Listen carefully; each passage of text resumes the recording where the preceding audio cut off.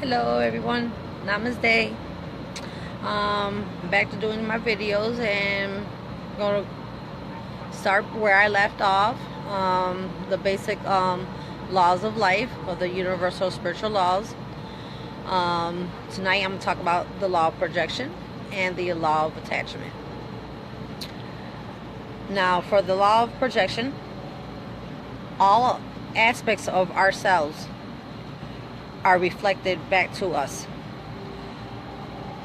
All that we perceive outside of ourselves is a mirror of something within ourselves.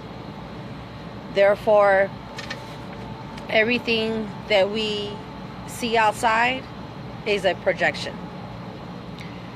We project our energy, either it's positive or negative, onto other people, and then assume is in with them, not knowing that's within yourselves.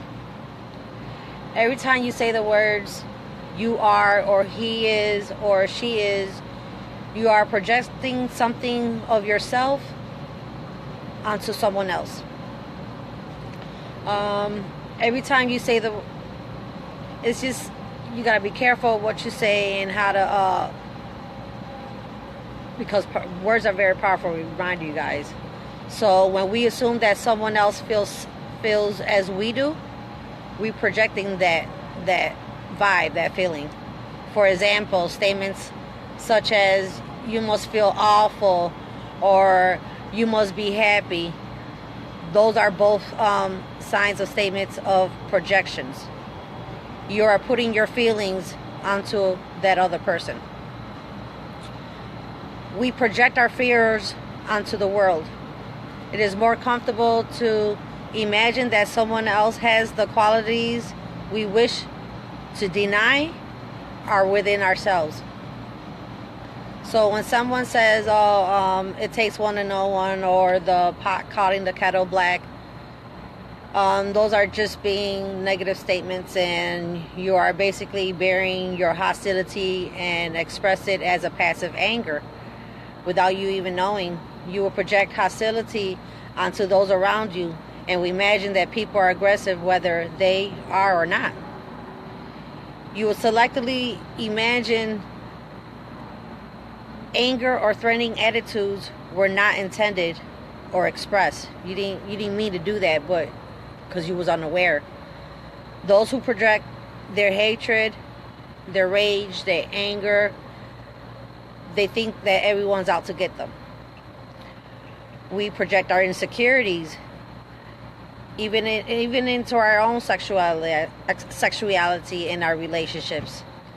I remember speaking on another law, which if someone expects them around them, then they're always living in paranoid. If someone feels like they're being cheated on whatever aspects of life, then they gotta look within themselves of their own cheating ways or whatnot. But on the positive note, we also project our grace, our powerful, our beautiful, our love, and brilliant qualities onto others. And then that will be attracted, and then you will get that back in return. Every time you think or say good, positive things to people, you are projecting your own qualities. So, like the old saying, if you don't got nothing good to say, keep your mouth shut. You feel me? So we project our love to others. A person who is kind and will imagine that everyone around them are so kind, and this will attract that energy to them. Projecting yourself onto someone else prevents you taking responsibility for yourself. Most people do not even realize that they're doing this or saying this within them, but it is a powerful form, very powerful form of denial. So yeah, that's the power of projection, you guys. The law of attachment, let's say you can have anything you wish in your life, but you sense of self-happiness, self-worth, and these are like depending on having it, you know. So these are attachments. Whoever or whatever you are attached to can manipulate you and also control you. Cords are formed between people who have unresolved issues between them, and the more anger, the more hostility you have toward one another, the thicker the cord gets. That's why in past life you will have people in past life that continue to meet up in our present lives, because you still have those thick cords that you ain't severed yet.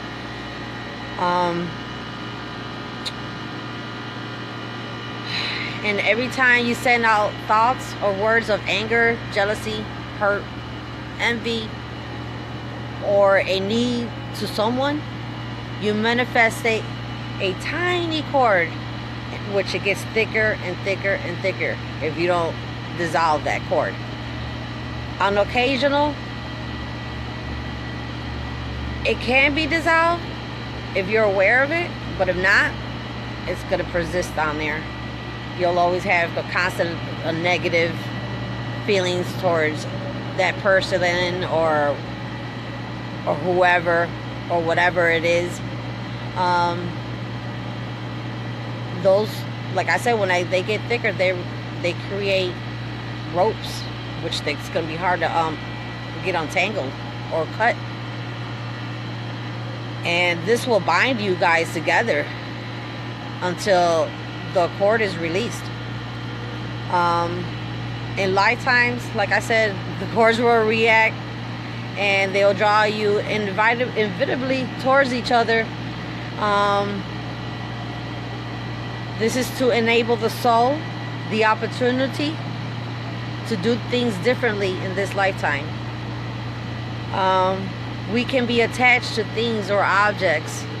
Negative energy such as greed, pride, envy, and need can send huge cords to objects like house, cars, bank balances, jobs, not good relationships. So therefore, it's called the trapping of wealth. You can, of course, have a beautiful home, a great job, a lovely car that you drive and whatnot. But if you need to live in that beautiful home and you need to drive in that fancy car to give you some kind of status or security, it becomes a trapping. Regards to relationships, you're entitled to enjoy a wonderful, loving relationship with a suitable partner. So needless to say, cords to you and your partner will result that you are pulled to and from emotionally and physically. Codependent of a relationship, it damages your cords so that it is difficult to feel the objective about the relationship, or to leave that partner or that situation. You are bound then. When a parent becomes bound to their child, it becomes difficult to release them into adulthood and into their life. A child may be attached to a parent that is difficult to form and maintain mature adult relationship with others.